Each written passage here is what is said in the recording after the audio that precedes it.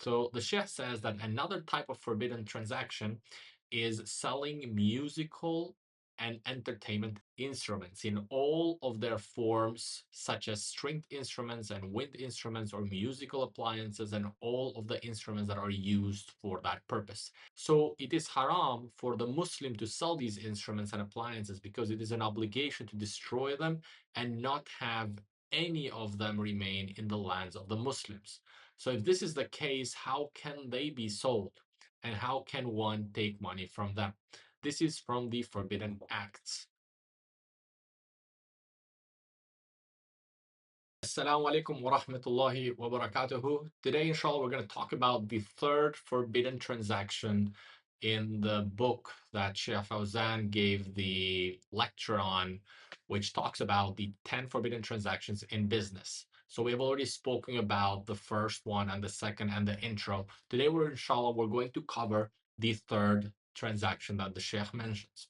So we're going to proceed and read over the book. So the Sheikh says that another type of forbidden transaction is selling musical and entertainment instruments in all of their forms, such as stringed instruments and wind instruments or musical appliances and all of the instruments that are used for that purpose, even if they are called by other names such as technical apparatuses. So it is haram for the Muslim to sell these instruments and appliances because it is an obligation to destroy them and not have any of them remain in the lands of the Muslims.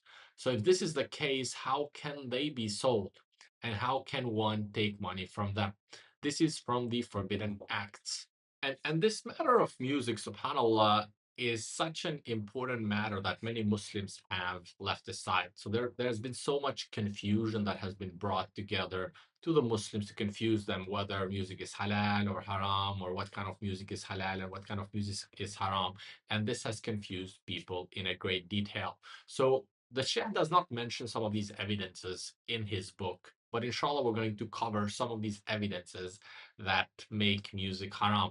So the number one evidence that the scholars use is the Qur'an, Surah Luqman, Ayah 6, where Allah subhanahu wa ta'ala says, "And among the people is he who purchases idle talk to mislead others from the way of Allah." Abdullah ibn Masud, the scholar among the Sahaba, he said, "By Allah, it refers to music."